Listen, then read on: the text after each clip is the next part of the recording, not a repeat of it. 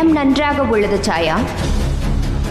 ஆனால் நாம் இங்கு இருப்பதனால் சூரிய தேவர் நலமடையப் போவதில்லை. அவர் ஓய்வெடுத்தால்தான் அதற்கான மருந்தையும் சனி நிச்சயம் கண்டடைவான்.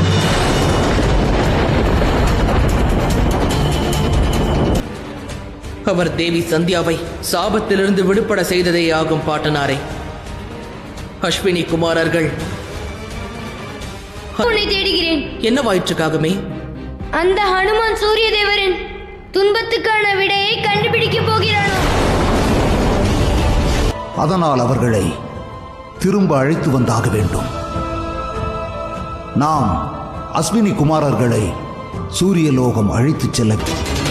தங்களுக்கான மருந்து எங்கிருந்தாலும் சூரிய தேவா, நான் அதை தேடிக்கொண்டு வருவேன்.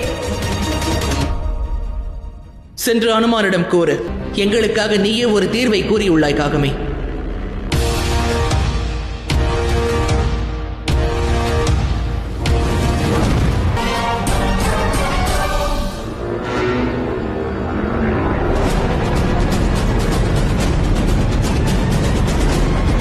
இல்லை இல்லை இல்லை இல்லை, என்னிடம் கேட்க நேரமில்லை. நான் சூரிய தேவருக்கான மருந்தை தேடி செல்ல வேண்டும். ஹனுமான் நெல், அதை பற்றி எனது உடலும் நலமின்றி உள்ளது. அதனால் என்னால் உனக்கு பயிற்சி அளிக்க இயலாது.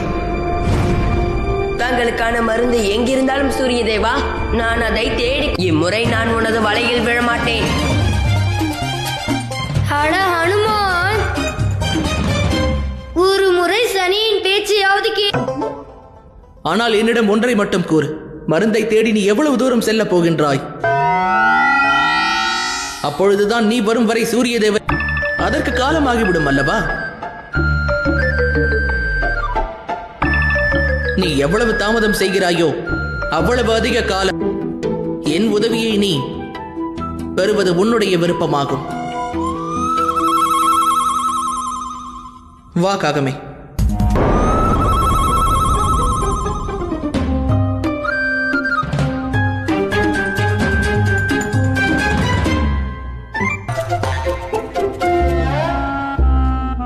சூரிய தேவரின் நோயை குணமாக்க இந்த ஒரு வழியே உள்ளது. நீ அஸ்வினி குமாரர்களை ஆசிரமத்திலிருந்து வெளியில் அழைத்து வர வேண்டும். நான் ஏற்கனவே ஒரு வானரம், குதிரையாகி என்னால் புல்லை உண்ண இயலாது.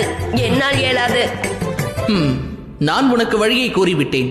உன்னை போலவே சனியும் அளித்த வாக்கினை என்றும் மீறியதில்லை.